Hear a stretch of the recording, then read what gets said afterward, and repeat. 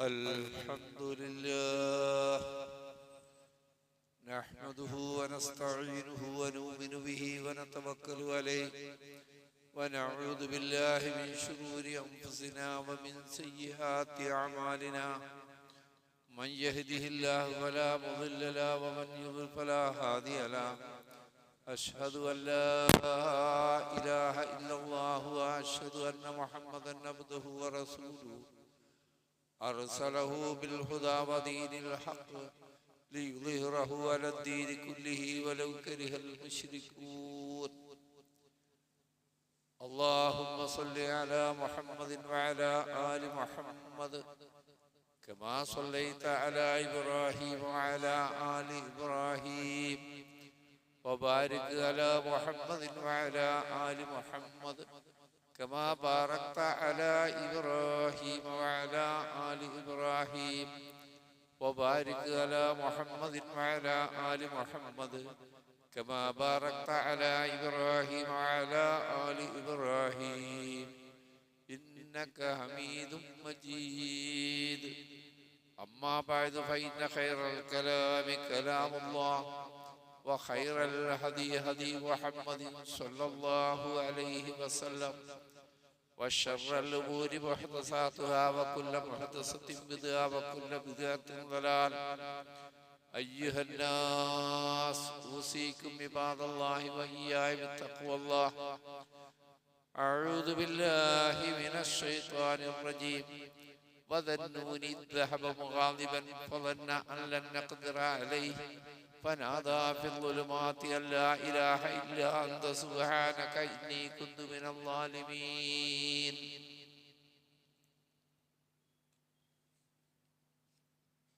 സൃഷ്ടാവും പ്രപഞ്ചനാഥനുമായ അല്ലാഹുവിനെ സൂക്ഷിച്ച് ജീവിക്കണമെന്ന് ആദ്യം എന്നോടും പിന്നീട് നിങ്ങളോടും വസിയത്ത് ചെയ്യുന്നു. പരമകാരുണ്യകനായ അല്ലാഹു നമ്മെ അനുഗ്രഹിക്കട്ടെ. മാരകമായ രോഗങ്ങളിൽ നിന്നും അപകടങ്ങളിൽ നിന്നും പ്രയാസങ്ങളിൽ നിന്നും കരുണാവാരിധിയായ അല്ലാഹു നമ്മളെ കാത്തു രക്ഷിക്കുമാറാകട്ടെ. പ്രിയ സഹോദരങ്ങളെ, ഏതാനും ആഴ്ചകളായി നാം ലാ ഇലാഹ ഇല്ലല്ലാഹ് എന്നതിൻ്റെ മഹത്വവും ശക്തിയുമാണ് മനസ്സിലാക്കിക്കൊണ്ടിരിക്കുന്നത്. ലാ ഇലാഹ ഇല്ലല്ലാഹ് നെഞ്ചേറ്റിയവരെ അസാധാരണമായ വിധത്തിൽ അല്ലാഹു രക്ഷിക്കുമെന്നും ലാ ഇലാഹ ഇല്ലല്ലാഹ്ക്ക് എതിരായി നിൽക്കുന്നവർ എത്ര ശക്തവാന്മാരായാലും അവരെ അസാധാരണമായി തന്നെ നശിപ്പിക്കുകയും ചെയ്യും. അല്ലാഹു നശിപ്പിക്കും എന്നും നാം മനസ്സിലാക്കി. അതുകൊണ്ട് തന്നെ ഏതൊരു സന്ദർഭത്തിലും നാം ആ നാവ് കൊണ്ട് വെറുതെ ഉച്ചരിക്കുന്ന വാക്യമല്ല അത്, ഹൃദയത്തിൽ രൂപപ്പെടേണ്ട ഈമാനും അതനുസരിച്ച് പുറത്തേക്ക് വരുന്ന പ്രഖ്യാപനവുമായി അത് മാറണം. ജീവിതത്തെ മുഴുവൻ അത് സ്വാധീനിക്കണം എന്ന് നമുക്ക് മനസ്സിലാക്കാൻ കഴിയും. മനസ്സിലായിട്ട് മറ്റെന്തെങ്കിലും കാരണം കൊണ്ടാണ് നാം അതിൽ നിന്ന് മാറി നിൽക്കുന്നതെങ്കിൽ അള്ളാഹുവിന്റെ ശിക്ഷയെ നാം ഭയപ്പെടണം. രണ്ടു വിധം ആളുകളുണ്ട്. ലാ ഇലാഹ ഇല്ലല്ലാഹ്ക്ക് എതിരാവുന്നവർ രണ്ടു വിധമുണ്ട്. ഒന്ന്, മനസ്സിലാക്കാതെ തന്നെ തങ്ങൾ ആചരിച്ചു വരുന്ന ശീലങ്ങളാണ്, ആചാരങ്ങളാണ് ശരിയെന്ന അന്ധമായൊരു ധാരണയിൽ നീങ്ങുന്ന മനുഷ്യരുണ്ട്. രണ്ടാമത്തെ വിഭാഗം സംഗതി സത്യമാണ്, പക്ഷേ ഇന്നത്തെ നമ്മുടെ ദുനിയാവിന്റെ എൻ്റെ സ്ഥിതി അനുസരിച്ച് ഇപ്പൊ ഞാൻ അതിൻ്റെ ആളായി നിന്നാൽ അത് പല വിധത്തിലുള്ള പ്രയാസങ്ങൾ ഉണ്ടാവും. എൻ്റെ താല്പര്യങ്ങൾക്കെതിരാവും, എൻ്റെ സ്ഥാനമാനങ്ങൾക്കെതിരാവും, എൻ്റെ ബന്ധുജനങ്ങൾ എനിക്കെതിരാവും എന്നൊക്കെയുള്ള ഭൗതികമായ താല്പര്യത്തിന്റെ അടിസ്ഥാനത്തിലാണ് ലാ ഇലാഹ ഇല്ലല്ലാഹുമായി ചേർന്ന് നിൽക്കാൻ നമുക്ക് തടസ്സമെങ്കിൽ, പ്രിയ സഹോദരങ്ങളെ, ഇനി അത് കൊതിക്കുമ്പോ പോലും സാധ്യമാവാത്ത സ്ഥിതി വന്നാലോ അല്ലാഹു നമ്മളെ കാത്തു രക്ഷിക്കട്ടെ. പരിശുദ്ധ ഖുർആൻ അതും നമ്മളെ പഠിപ്പിക്കുന്നുണ്ട്. കടലിനെ പിളർത്തി മൂസാ നബിയെയും അനുയായികളെയും അല്ലാഹു രക്ഷപ്പെടുത്തിയപ്പോൾ ഫിറഔനെയും സൈന്യത്തെയും ആ കടലിൽ അല്ലാഹു മുക്കി നശിപ്പിച്ചു.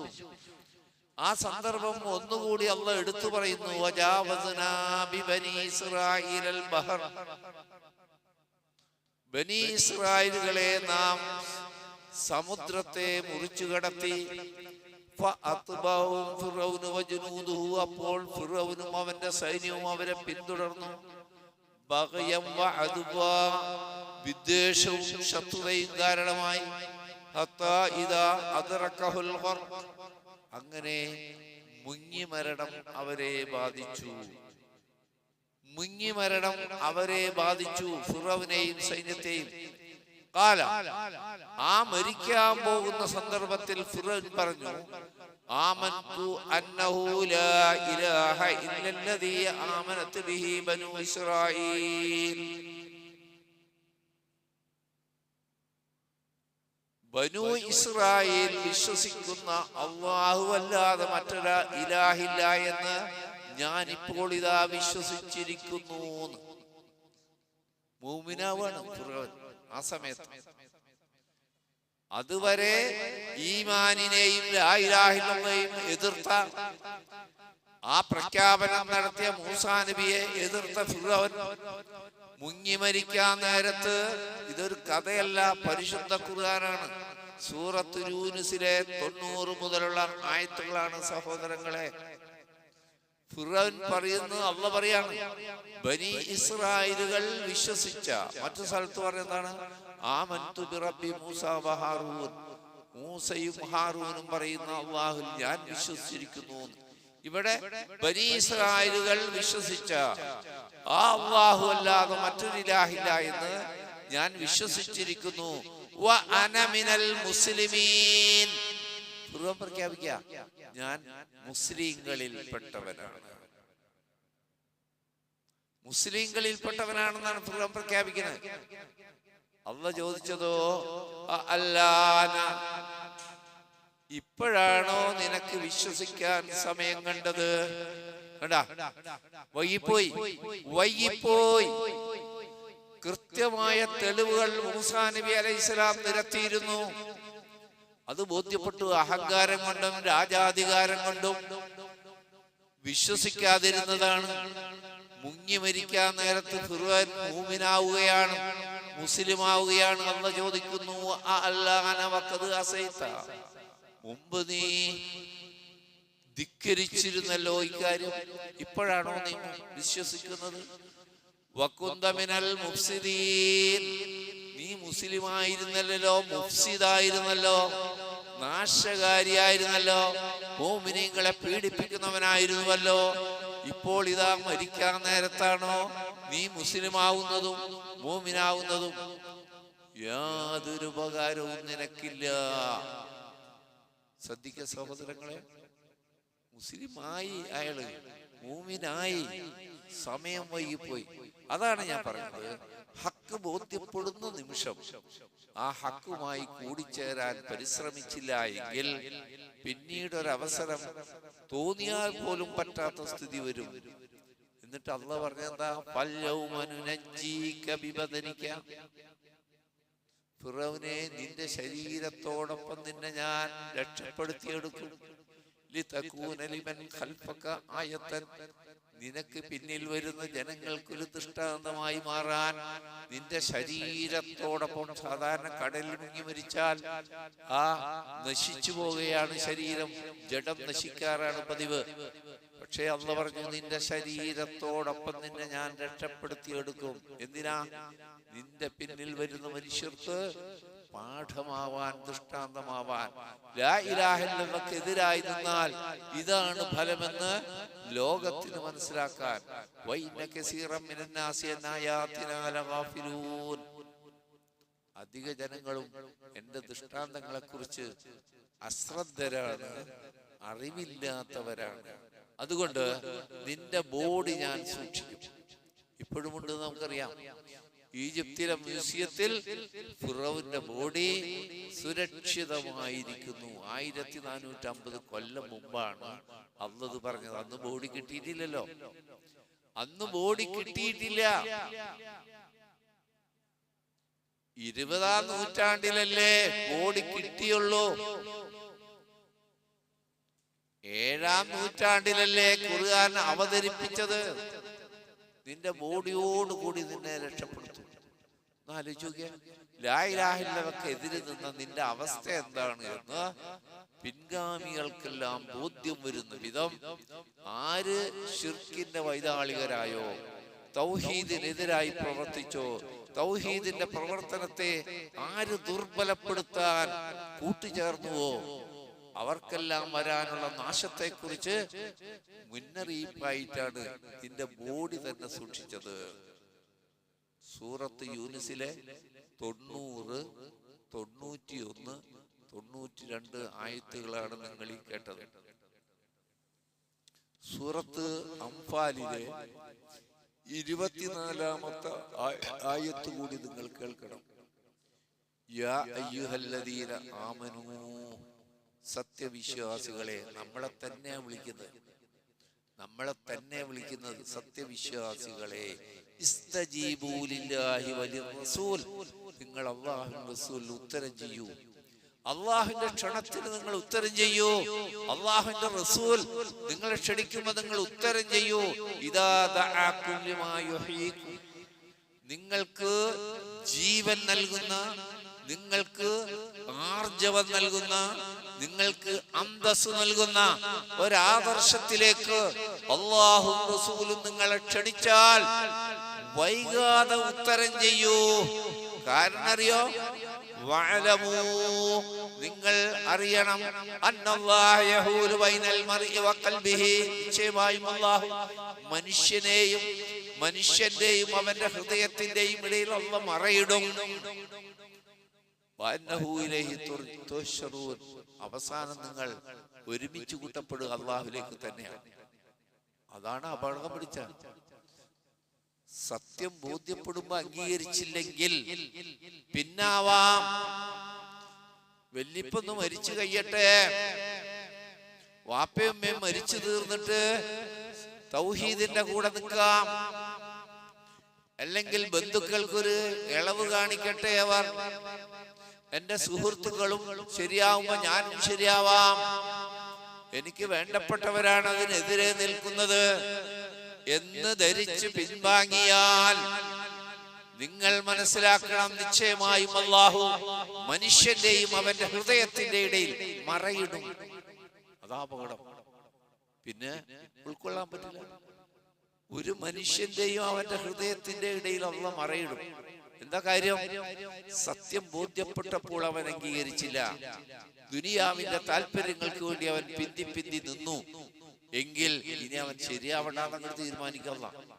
അവന്റെ ഹൃദയത്തിന്റെയും അവന്റെ ഇടയിൽ അല്ലാഹു മറയിടുന്ന പറഞ്ഞു. അല്ലാഹു നമ്മളെ കാത്തു രക്ഷിക്കട്ടെ.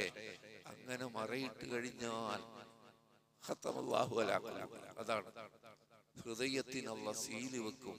പിന്നീട് ഒരു സത്യവും ആ ഹൃദയത്തിലേക്ക് കടന്നു വരില്ല.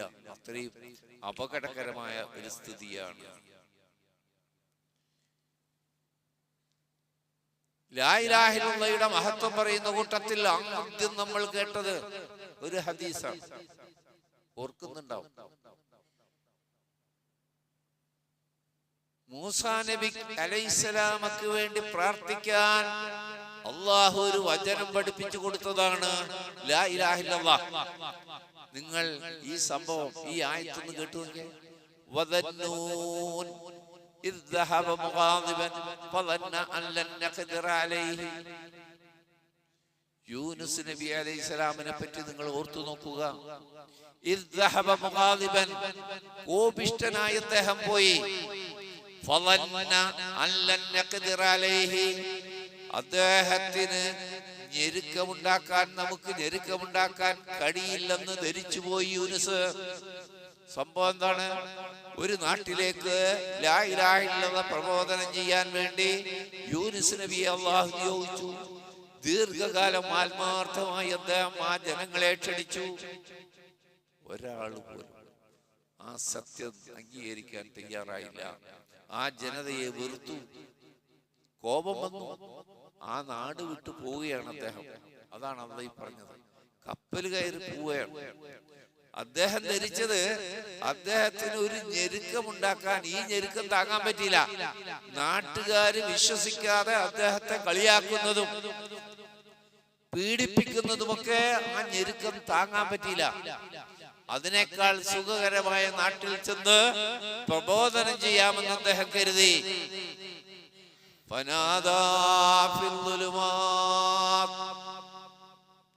ആ ഇരുട്ടുകൾക്കുള്ളിൽ വെച്ച് യൂനുസ് നമ്മ വിളിച്ചു തേടി. എന്താ സംഭവിച്ചത്?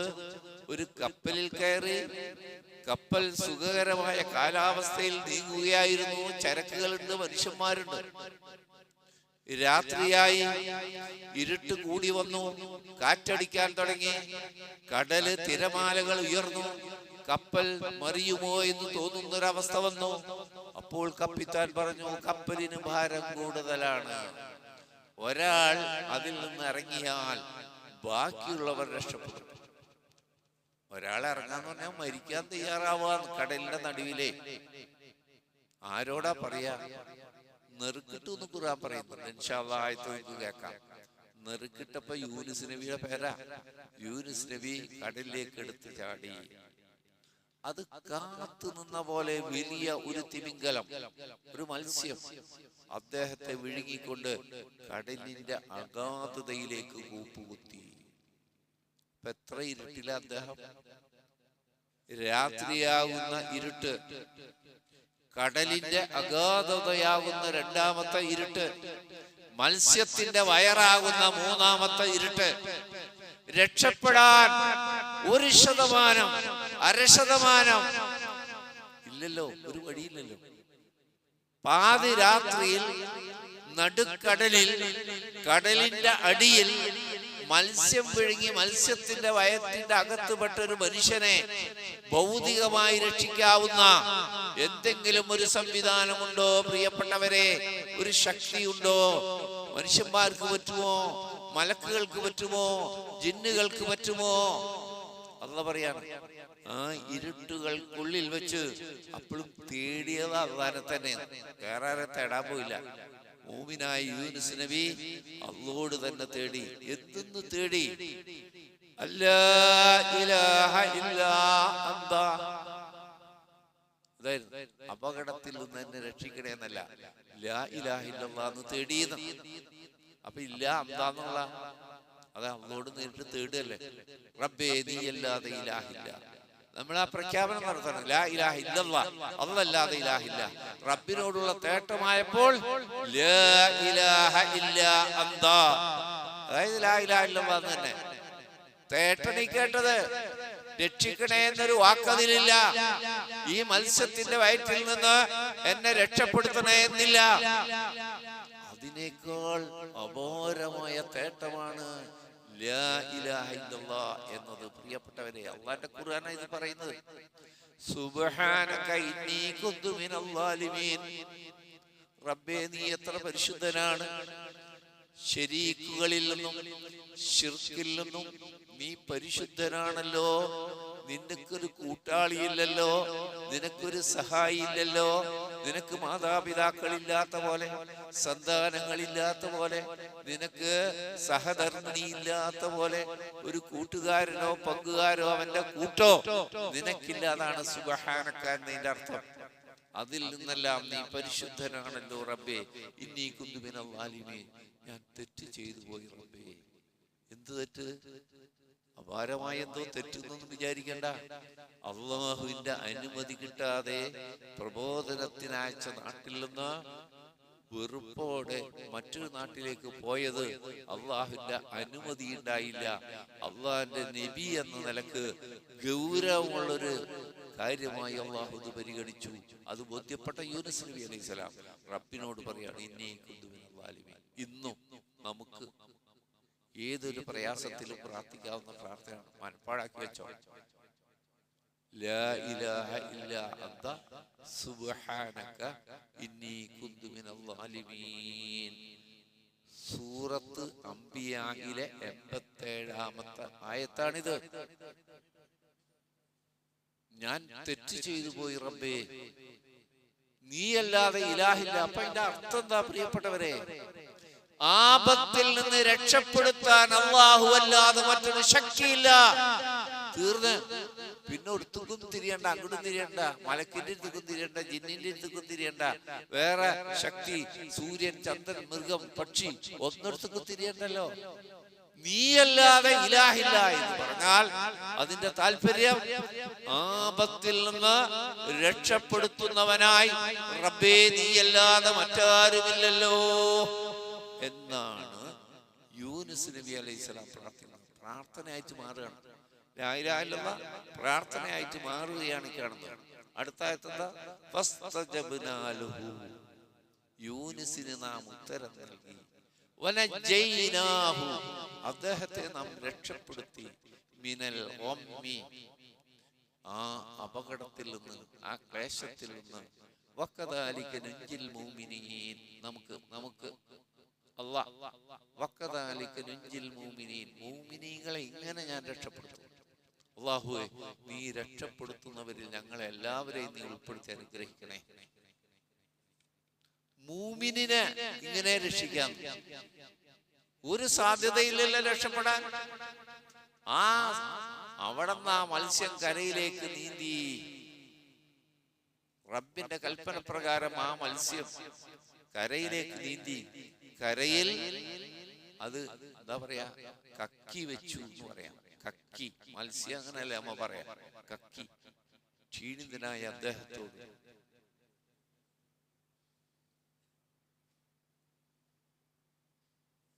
നമ്മ പച്ചക്കറിയായി വളർത്തുന്ന ഒരു ഇതില്ലേ, കക്കിരിക്ക പോലെ, എന്താണ്, ചുരക്ക വർഗത്തിൽപ്പെട്ട, അത് കഴിക്കാൻ പറഞ്ഞു. അല്ലാഹ് അത് അല്ലാഹ് ഉൽപ്പാദിപ്പിച്ചു കൊടുത്തു. ക്ഷീണം മാറി. ഒരു സംഭവങ്ങളും ഉണ്ടായതിനു ശേഷം ആരോഗ്യം വീണ്ടും കിട്ടിയപ്പോ അല്ലാഹ് അതേ ഏത് നാട്ടിൽ നിന്ന് വെറുത്തു പോകുന്നു അതേ നാട്ടിലേക്ക് തന്നെ നബിയായി അയച്ചു. അദ്ദേഹം വീണ്ടും പ്രബോധനം. മുഴുവൻ നാട്ടുകാരും മുസ്ലിങ്ങളായി. നമുക്കറിയാത്ത അള്ളാഹ്ക്കറിയുന്ന നമ്മ 2 പ്രാവശ്യം പറഞ്ഞു, 3 പ്രാവശ്യം പറഞ്ഞു, 4 പ്രാവശ്യം നിർത്തും. അവനോട് പറഞ്ഞിട്ട് കാര്യമില്ല. തീരുമാനിക്കരുത്. അള്ളാഹ് എപ്പോൾ നിശ്ചയിക്കുന്നുവോ അപ്പോൾ അവന് ഹിദായത്ത് കിട്ടും. അതിന്റെ നിമിത്തമാവുകയാണ്. നമുക്ക് ഹിദായത്ത് കൊടുക്കാൻ പറ്റില്ല. അള്ളാഹ് ഹിദായത്ത് കൊടുക്കുന്നതിൽ ഒരു നിമിത്തമാകാനേ നമുക്ക് പറ്റൂ. ഈ സംഭവം സൂറത്ത് സാഫാത്തിൽ അള്ളാഹ് പറയുന്നുണ്ടല്ലോ. ഈ സംഭവം എന്താ പറയുന്നത്? ഇന്ന യൂനുസ ലമിനൽ മുർസലീൻ, നിശ്ചയം യൂനുസ് നബി അള്ളാഹുവിന്റെ മുർസലീങ്ങളിൽപ്പെട്ടവനാണ്. ഇത് അബ്ക ഇലൽ ഫുൽകി, ഒരു കപ്പലിലേക്ക് യൂനുസ് ഒളിച്ചോടി. അൽ മശ്ഹൂൻ, ചരക്കുകൾ നിറക്കപ്പെട്ട ഒരു കപ്പലിലേക്ക് യൂനുസ് ഒളിച്ചോടി. ഫസാഹമ, പിന്നീട് അവർ നെറുക്കെടുത്തു. ആരാ മരിക്കേണ്ടത് നെറുക്കെടുത്തു. ഫകാന മിനൽ മുദ്ഹദീൻ, പരാജയപ്പെട്ടവരിൽ പെട്ടുപോയി യൂനുസ്. നെറുക്ക് വീണത് യൂനുസിനായിരുന്നു. കടലിൽ ചാടേണ്ട മനുഷ്യൻ യൂനുസായിരുന്നു എന്നുള്ള പറയാം. വലിയ ഒരു മത്സ്യം അവനെ വിഴുങ്ങി. വഹുവ മുലീം, അവൻ ആക്ഷേപിതനായിരുന്നു.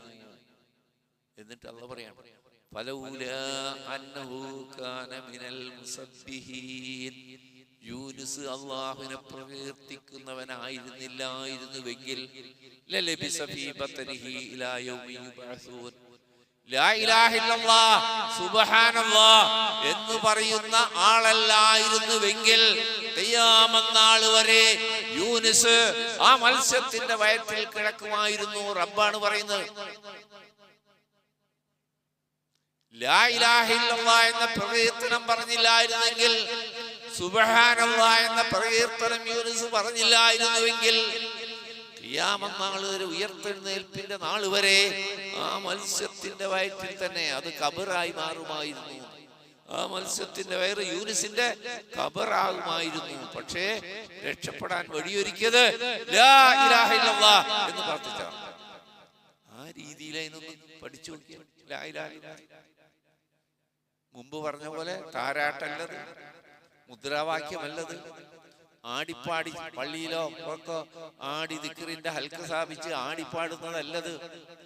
അത്യുന്നതമായ ദിക്റും അത്യുന്നതമായ പ്രാർത്ഥനയുമാണ്. ആ പ്രാർത്ഥന അള്ളാഹു നമ്മിൽ എപ്പോഴും നിലനിർത്തി തരുമാറാകട്ടെ.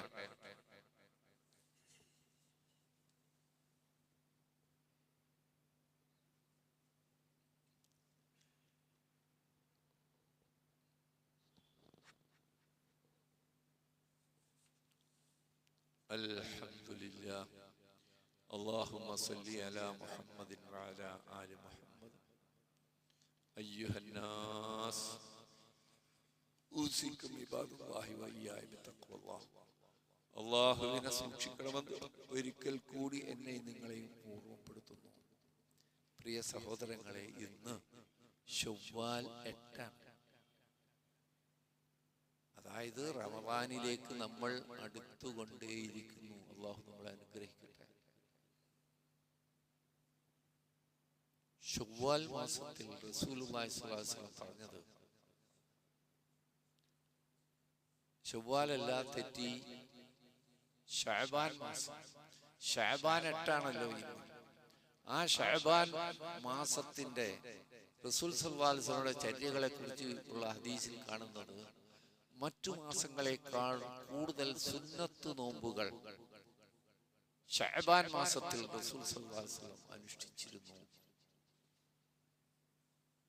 ആയിഷ ബീവിയുടെ ഹദീസിൽ നമുക്ക് കാണാം, പലപ്പോഴും ഞങ്ങൾ കടമുള്ള നോമ്പ് വീട്ടിയിരുന്നത് ശഅബാൻ മാസത്തിലായിരുന്നു.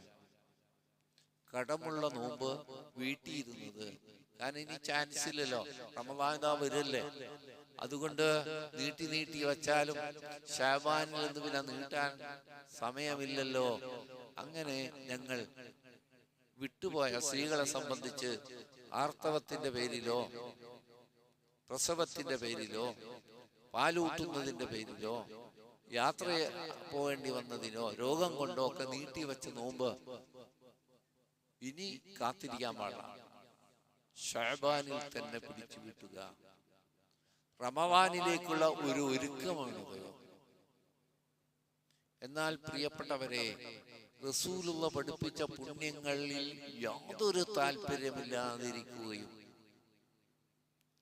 ഫർള് നോമ്പ് പിടിക്കുന്നതിലും താല്പര്യമില്ലാത്തവർ ശഅബാനിന്റെ 15 രാവിന് എന്തോ മഹത്വം നമ്മൾ പാരമ്പര്യമായിട്ട് അനുഭവിച്ചു പോന്ന, നമ്മളും ചെറുപ്പത്തിൽ ചിലപ്പോൾ അത് ആചരിച്ചിട്ടുണ്ടാവാം. ഇപ്പോഴും നമ്മുടെ വീടുകളിലും അയൽവക്കത്തും ബന്ധുവീടുകളിലൊക്കെ അത് ഉണ്ടല്ലോ. ശഅബാൻ 15 രാവിന് എന്തോ പ്രത്യേക ശ്രേഷ്ഠതയുണ്ട്.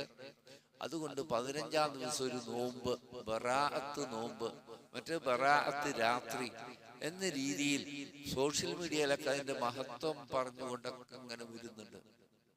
പ്രിയപ്പെട്ടവരെ, നമ്മൾ ചിന്തിക്കേണ്ടത്, അല്ലാഹുവിന്റെ റസൂൽ മുഅ്മിനീങ്ങളോട് കൃപയുള്ളവനാണ്. അവർക്കൊരു പുണ്യം കിട്ടുന്ന ഒരു കാര്യവും അല്ലാഹുവിന്റെ റസൂൽ മറച്ചു വെച്ചിട്ടില്ല. എത്ര സുന്നത്ത് നോമ്പുകളെ പറ്റിയാണ് റസൂൽ പഠിപ്പിച്ചിട്ടുള്ളത്, എത്ര സുന്നത്ത് നമസ്കാരങ്ങളെ കുറിച്ചാണ് റസൂൽ പഠിപ്പിച്ചിട്ടുള്ളത്. ആ റസൂലുള്ള എന്തേ ബറാത്ത് രാവിനെ കുറിച്ച് ഒരു അക്ഷരം പറയാതെ പോയത്? വളരെ ചിന്തിക്കണം. ഇത് പഠിപ്പിച്ചില്ലേ റസൂൽ നമുക്ക്?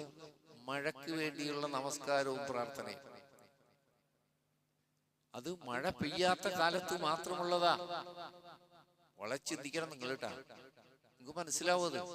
അല്ലാഹു ബുദ്ധിയാ നല്ലത്. ഗ്രഹണ നമസ്കാരം പഠിപ്പിച്ചു റസൂലുള്ളാഹ്. അത് എപ്പോഴെങ്കിലും ഉണ്ടാവുള്ളൂ. ഇത് ശഅബാൻ 15 എല്ലാ കൊല്ലവും ആവർത്തിച്ചു വരില്ലേ, എന്നിട്ടും അതിനെക്കുറിച്ച് ഒരു ഹദീസ്, ദുർബല ഹദീസൊക്കെ ലൈഫൊക്കെ ഇങ്ങനെ പറയുന്നുണ്ട്, സ്വഹീഹായ ഒരു ഹദീസ് അല്ലാഹുവിന്റെ റസൂലിൽ നിന്ന് ഇതുവരെ ഉദ്ധരിക്കപ്പെട്ട. അങ്ങനെ ബറാത്ത് രാവിലെ ഒരു നിസ്കാരവും ഇല്ല, പ്രത്യേകിച്ച് പിറ്റേ ദിവസം ഒരു നോമ്പും അല്ലാഹുവിന്റെ റസൂൽ പഠിപ്പിച്ചിട്ടില്ല. അയ്യാമുൽ ബീദിന്റെ നോമ്പ് പഠിപ്പിച്ചിട്ടുണ്ട്, 13, 14, 15. അത് ശഅബാൻ മാസം മാത്രമാണോ? എല്ലാ മാസങ്ങളിലും. റമദാൻ പിന്നെ നോമ്പുണ്ട്. ബാക്കി 11 മാസങ്ങളിലും 13, 14 അയ്യാമുൽ ബീർ, വെളുത്ത ദിനങ്ങൾ, പൗർണമിയോടടുത്ത ദിനങ്ങൾ സുന്നത്ത് നോമ്പാണ്. എല്ലാ തിങ്കളാഴ്ചയും സുന്നത്ത് നോമ്പുണ്ട്, എല്ലാ വ്യാഴാഴ്ചയും സുന്നത്ത് നോമ്പുണ്ട്, അറഫ നോമ്പുണ്ട്, മുഹറം 10-ന്റെ നോമ്പുണ്ട്, 9-ന്റെ 10-ന്റെ നോമ്പുണ്ട്. ഇങ്ങനെ നോമ്പ് പിടിക്കാനാ. ഇനി ഒന്നുമില്ലെങ്കിലും വെറുതെ ഒരാൾക്ക് നോമ്പ് പിടിക്കാലോ, സുന്നത്ത് നോമ്പ് പിടിക്കാലോ പുണ്യത്തിന്. അതിനൊന്നും താല്പര്യം കാണിക്കാതെ ഒരു ബിദ്അത്താണെന്ന് ഉറപ്പായ ഒരു കാര്യം വളരെ ശ്രദ്ധിക്കണം നിങ്ങളിത്. നോമ്പല്ലേ, നിസ്കാരം യാസീൻ ഓതുന്നതല്ലേ, അതിനിപ്പോ എന്താ കുഴപ്പമെന്നൊക്കെയല്ലേ നമ്മ വിചാരിക്കുക. അങ്ങനെയല്ല നമ്മുടെ മനസ്സിലേക്ക് വരിക. ഫലത്തിൽ എന്ത് സംഭവിച്ചെന്നറിയോ? വഅശ്ഹദു അന്ന മുഹമ്മദർ റസൂലുള്ളാഹ് എന്ന ഷഹാദത്ത് പൊളിഞ്ഞുപോയി. നേരത്തെ കേട്ടില്ലേ, അശ്ഹദു അല്ലാ ഇലാഹ ഇല്ലല്ലാഹ് എന്ന ഷഹാദത്ത് ഉണ്ടല്ലോ, അതുകൊണ്ടല്ലേ ലാ ഇലാഹ ഇല്ലല്ലാഹ്ക്ക് വേണ്ടി നിൽക്കാൻ പറഞ്ഞേ. അതിനെതിരെ ശിർക്കിന്റെ കൂടെ കൂടിയാൽ ആദ്യത്തെ ഷഹാദത്ത് പൊളിഞ്ഞുപോയി. അല്ലാഹുവിന്റെ റസൂൽ പഠിപ്പിക്കാത്ത ഒരു ഇബാദത്ത്, ഒരു ആചാരം സ്വീകരിക്കുന്നതോടുകൂടി വഅശ്ഹദു അന്ന മുഹമ്മദർ റസൂലുള്ളാഹ് എന്നത് പൊളിഞ്ഞു പാളീസായി പോയി. അത് പാളീസായ പിന്നെ നമുക്ക് രക്ഷയില്ലല്ലോ. പ്രിയപ്പെട്ടവരെ, റസൂൽ സല്ലല്ലാഹു അലൈഹി വസല്ലം എല്ലാ ഖുതുബയുടെ മുന്നോടിയായി, ഉത്ബോധന മുന്നോടിയായി ഒരു കാര്യം വിട്ടുപോകാറില്ല. ഫൈന ഖൈറൽ കലാമി കലാമുല്ലാഹ്. നിങ്ങളും ഈ ഖുതുബയുടെ തുടക്കത്തിൽ അത് കേട്ടു. റസൂൽ സല്ലല്ലാഹു അലൈഹി വസല്ലം വിട്ടുപോയിട്ടില്ല എല്ലാ ഖുതുബയിലും. എന്താ പറഞ്ഞത്? കലാമുകളിൽ വെച്ച്, വർത്തമാനങ്ങളിൽ വെച്ച് ഏറ്റവും ഖൈറായത് അല്ലാഹുവിന്റെ കലാമാണ്, അതായത് ഖുർആനാണ്. വഖൈറൽ ഹദീ ഹദീ മുഹമ്മദിൻ സ്വല്ലല്ലാഹു അലൈഹി വസല്ലം. നടപടിക്രമം, നമ്മൾ പാലിക്കേണ്ട, പിൻപറ്റേണ്ട നടപടിക്രമം, അത് ഉത്തമമായത് മുഹമ്മദ് നബി സ്വല്ലല്ലാഹു അലൈഹി വസല്ലം നടപടിക്രമമാണ്. വശർറുൽ ഉമൂരി മുഹ്ദസാത്തുഹാ. കാര്യങ്ങളിൽ വെച്ച് ഏറ്റവും ചീത്ത പുതുതായി ഉണ്ടാക്കുന്നതാണ്. റസൂലുള്ള പഠിപ്പിക്കാത്ത, അല്ലാഹ് നിർദ്ദേശിക്കാത്ത, റസൂലുള്ള പഠിപ്പിക്കാത്ത, സഹാബത്തിന് അറിയാത്ത പുതിയ കാര്യങ്ങൾ കൊണ്ടുവരലാണ് കാര്യങ്ങളിൽ വെച്ച് ഏറ്റവും ചീത്ത. വശർറുൽ ഉമൂരി വകുല്ലു മുഹ്ദസത്തിൻ ബിദ്അ. എല്ലാ പുതിയതും ബിദ്അത്താണ്. വകുല്ലു ബിദ്അത്തിൻ ദലാല. എല്ലാ ബിദ്അത്തും വഴികേടാണ്. വകുല്ലു ദലാലത്തിൻ ഫിന്നാർ. വഴികേടെല്ലാം നരകത്തിലാണ്. നമ്മളെന്താ ധരിച്ചത്? യാസീൻ ഓതുന്നതല്ലേ ഇപ്പൊ, നല്ല കാര്യല്ലേ? ഖബർ സന്ദർശിക്കല്ലേ, നല്ലൊരു കാര്യല്ലേ? നോമ്പ് പിടിക്കലല്ലേ? അല്ലെങ്കിൽ ചിലർക്ക് പ്രത്യേക നിസ്കാരമൊക്കെ ഉണ്ട്, ഒരാത്രി നിസ്കാരം. നിസ്കാരമല്ല എന്തായാലും. അള്ളാഹ് പറഞ്ഞത് നരകത്തിലാണ്. എന്താ നരകത്തിലാവാൻ ഇത്ര വലിയ കുറ്റം ചെയ്തത്? അള്ളാഹുവിന്റെ റസൂലിനെ സ്വല്ലല്ലാഹു അലൈഹി വസല്ലം ദീൻ പഠിപ്പിക്കാൻ അള്ളാഹ് നിയോഗിച്ച റസൂലിനെ കടത്തി വെട്ടി, ഓവർടേക്ക് ചെയ്തു. വഅശ്ഹദു അന്ന മുഹമ്മദ് റസൂലുള്ളാഹി എന്ന് പറയുന്നതോട് നമ്മൾ അംഗീകരിച്ചത് സത്യമായിരുന്നത്. ദീനായിട്ടുള്ളത്, പുണ്യമായിട്ടുള്ളത് പഠിപ്പിക്കാൻ അള്ളാഹു നിയോഗിച്ചത് മുഹമ്മദ് നബി സല്ലല്ലാഹു അലൈഹി വസല്ലമയാണ്. അവിടെ തൃപ്തി അടയണം, അവിടെ നിൽക്കണം. അതിനെയും മറികടന്നിട്ട് നമ്മളെ വക, നമ്മളെ പണ്ഡിതന്മാരുണ്ടാക്കിയത്, പിന്നെ 10-ാം നൂറ്റാണ്ടിൽ ഉണ്ടാക്കിയത്, 11-ാം നൂറ്റാണ്ടിലും 13-ലും 12-ലും 14-ലും ഒക്കെ 15-ാം നൂറ്റാണ്ടിൽ ഉണ്ടാക്കിയത് പോലും ഇന്ന് പല മഹല്ലുകളിലും നടക്കുന്നുണ്ടല്ലോ. ഒരു ഉസ്താദ് വന്നതിന് ശേഷം മാത്രം തുടങ്ങിയ പരിപാടി നിങ്ങൾ പറയാറുണ്ടല്ലോ. അപ്പൊ അതിനു മുമ്പുള്ള ഉസ്താദ്മാരെ ചെയ്തിട്ടില്ല. ഹിജറ 6-ാം നൂറ്റാണ്ടിൽ ജീവിച്ച മഹാനാണ് ഇമാം ബുസൂരി.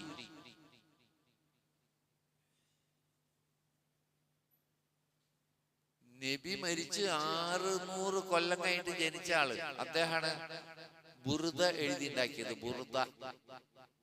അപ്പൊ നിങ്ങൾക്ക് ഉറപ്പല്ലേ, 600 കൊല്ലമുള്ള മുസ്ലിങ്ങൾ ഈ സാധനം കണ്ടില്ല. നബി മരിച്ച് 600 കൊല്ലം ജീവിച്ച് മരിച്ച ആളാണ് ഇമാം ബുസൂരി. ആ ഇമാമാണ് ബുർദ എന്ന് പറഞ്ഞിട്ട് ഇപ്പൊ കല്യാണത്തിന് മരിച്ചു കൊടുത്തു, എവിടെ വേണം ഒരു പിടിയില്ല, എവിടെക്കണ ചെല്ലണ്ടെന്ന് പിടിയില്ല, ചെല്ലുകയാണ്. 600 കൊല്ലത്തെ മുസ്ലിങ്ങൾക്ക് റസൂലുള്ളാ കണ്ടിട്ടില്ല, സഹാബത്ത് കണ്ടിട്ടില്ല, താബീങ്ങളോ താബീങ്ങളോ കണ്ടിട്ടില്ല. പുണ്യാണെന്ന് വിചാരിച്ചിട്ടല്ലേ, അപകടല്ലേ റസൂലുള്ളാനെ മറികടന്നിട്ടൊരു ദീൻ നമ്മളെ വക. പ്രിയപ്പെട്ടവരെ, ഒരു സംഭവം കൂടി ഉദ്ധരിക്കും, നിങ്ങൾക്ക് അതിന്റെ ഗൗരവം മനസ്സിലാവും. റസൂൽ സല്ലല്ലാഹു അലൈഹി വസല്ലം വഫാത്തായി കുറച്ച് ദിവസങ്ങൾ കഴിഞ്ഞപ്പോ ഇമാം ദാരിമി ഉദ്ധരിക്കുന്ന ഹദീസാണ്. മഗ്‌രിബ് കഴിഞ്ഞിട്ട് കുറച്ച് ആൾക്കാർ ഇശ വരെ അവിടെ ഇരുന്നു പള്ളിയിൽ. ആ പള്ളിയിൽ കാത്തിരുന്നവര് വട്ടം കൂടി ഒരു ഹൽക്കയായി. ദിക്ർ ഹൽക്ക എന്ന് കേട്ടില്ലേ? വട്ടത്തിനാണ് ഈ ഹൽക്ക എന്ന് പറഞ്ഞിട്ടാ. സലാത്ത് ഹൽക്ക, ദിക്ർ ഹൽക്ക എന്നൊക്കെ കേട്ടിട്ടുണ്ടാവല്ലോ. ഹൽക്ക എന്ന് പറഞ്ഞാൽ വട്ടത്തിലിരിക്കുക. പള്ളിയിലിരുന്ന് ഏതായാലും ഇശ വരെ ഇരിക്കണമല്ല, അവരിരുന്ന് വട്ടത്തിൽ. അതിലൊരു ലീഡർ പറയും, ലാ ഇലാഹ ഇല്ലല്ലാഹ് എന്ന് ചൊല്ലൂ നിങ്ങൾ 100 തവണ. എല്ലാരും ദസ്വിമാല വന്നിട്ടില്ല. സന്യാസികളിൽ നിന്ന് സൂഫികളിലേക്ക് വന്നു, സൂഫികളിൽ നിന്ന് പിന്നെ മുസ്ലിങ്ങളിലേക്ക് വന്നു. ദർവേശുകളെ, സന്യാസിമാരില്ല, ഹൈന്ദവ സന്യാസിമാരാണ് പ്രാർത്ഥന ഉരുക്കഴിക്കാൻ ഈ ദസ്വിമാല തുടങ്ങിയത്. അവരിന്ന് അതേപോലെ ജീവിക്കുന്ന ദർവേശുകൾ, സൂഫികൾ, സന്യാസിമാരെ പോലെ അവർ കിട്ടി. അവരേന്ന് പകർന്ന് ഇന്നിപ്പോ ചൈനക്കാര് പെണ്ണുങ്ങള് ഉണ്ടാക്കുന്നത് അവിടേക്കൊക്കെ പോകുമ്പോ മേടിച്ചുകൊണ്ടിട്ട് നിസ്കാരപ്പായിൽ വെച്ചിട്ട് നമ്മള് റസൂൽ സല്ലല്ലാഹു അലൈഹി വസല്ലം കണ്ടിട്ടില്ല ഇങ്ങനെ സാധനം. വഫാത്തായതിനു ശേഷം ചരൽക്കല്ലുകൾ 100 എണ്ണം ഇങ്ങനെ എടുത്തു വെച്ചിട്ട് ലാ ഇലാഹ ഇല്ലല്ലാഹ് എന്ന് പറയുമ്പോ ഒരു കല്ലുകൾ ദസ്വില്ലല്ല. ഇത് അബൂ മൂസൽ അശ്ശരി റളിയല്ലാഹു അൻഹു കണ്ടു. അദ്ദേഹം അബ്ദുല്ലാഹി ഇബ്നു മസ്ഊദിന്റെ അടുത്തേക്ക് ഓടിപ്പോയി. ഞാൻ ഇങ്ങനെ പള്ളിയിൽ എന്നിട്ട് ഒന്നും പറഞ്ഞില്ല അവരോട്. പാപം എണ്ണാൻ പറയാമായിരുന്നില്ലേ? അതിന് പകരം അദ്ദേഹം വേഗത്തിൽ പള്ളിയിലേക്ക് വന്നു. ആ ലീഡർ മുന്നിൽ വന്നു. എന്താണ് നിങ്ങൾ ഈ കാണിക്കുന്നത്?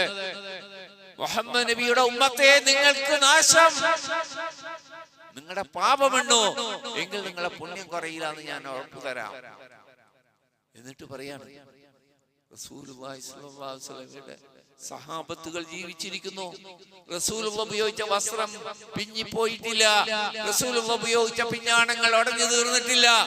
അതിനു മുമ്പ് അല്ലാഹുവിന്റെ ദീനിൽ നിങ്ങൾ ബിദ്അത്തുകൾ തുടങ്ങുകയാണോ? അള്ളാഹിന്റെ റസൂലിന്റെ മാർഗം തൃപ്തി അടയാൻ നിങ്ങൾക്ക് പറ്റാതെ അതിനേക്കാൾ മെച്ചപ്പെട്ട മാർഗം തേടുകയാണോ? അള്ളാഹിന്റെ റസൂൽ പറഞ്ഞിട്ടുണ്ട്, ഞങ്ങളോട് ഒരു ജനത വരും, അവർ ഖുർആൻ നന്നായി പാരായണം ചെയ്യും, പക്ഷേ അവരുടെ തൊണ്ടയിൽ നിന്ന് ആ ഖുർആൻ ഹൃദയത്തിലേക്ക് ഇറങ്ങില്ല. നിങ്ങൾ അവരിൽപ്പെട്ടവരാണോ എന്ന് ഞാൻ സംശയിക്കുന്നു എന്ന് പറഞ്ഞുകൊണ്ട് അദ്ദേഹം പോയി. ഈ ഹദീസ് ഉദ്ധരിക്കുന്ന സഹാബി പറയാ, പിന്നീട് നെഹ്ർവാൻ യുദ്ധത്തിൽ ഒരു കാഴ്ച ഞാൻ കണ്ടു. മുസ്ലിങ്ങളെ കൊല്ലുന്ന ഖവാരിജുകളുടെ കൂട്ടത്തിൽ അവരെ സഹായികളായി ആ പള്ളിയിൽ ഇരുന്നവരൊക്കെ ഉണ്ടായിരുന്നു. മുസ്ലിങ്ങളെ കൊല്ലാൻ ആ പള്ളിയിൽ ദിക്റും സലാത്തൊക്കെ ചെല്ലിയവരെ മുസ്ലിങ്ങളെ കൊല്ലാൻ ഇസ്ലാമിൽ നിന്ന് ആദ്യം പുറത്തുപോയ കക്ഷിയിലെ ഖവാരിജുകൾ അവരുടെ കൂടെ കണ്ടിരുന്നു. ഒരു സ്റ്റെപ്പ് അങ്ങോട്ട് മാറിയാൽ മതി, പൊളിഞ്ഞു. നല്ലതല്ലേ, പുണ്യല്ലേ എന്നൊക്കെയല്ലേ തോന്നുന്നത്. ആവൂല, പുണ്യമാവൂല. അള്ളാഹുവിന്റെ റസൂൽ പഠിപ്പിച്ചത് മാത്രമേ പുണ്യമുള്ളൂ, അള്ളാഹു കൽപ്പിച്ചതേ പുണ്യമുള്ളൂ, റസൂലുള്ളാഹിയുടെ മാർഗത്തിലെ പുണ്യമുള്ളൂ. എത്ര നല്ലത് തോന്നിയാലും ഇത് അപകടമാണ്, നരകത്തിലേക്ക് നയിക്കുന്നതാണ്. അതുകൊണ്ട് ജാഗ്രത പാലിക്കുക. അള്ളാഹു നമ്മളെ എല്ലാ ശിർക്ക് ബിദ്അത്തുകളിൽ നിന്നും കാത്തു രക്ഷിക്കുമാറാകട്ടെ. اللهم اغفر للمؤمنين والمؤمنات والمسلمين والمسلمات الأحياء منا والأموات إنك مجيب الدعوات يا قاضي الحاجات. اللهم ربنا آتنا في الدنيا حسنة وفي الآخرة حسنة وقنا عذاب النار.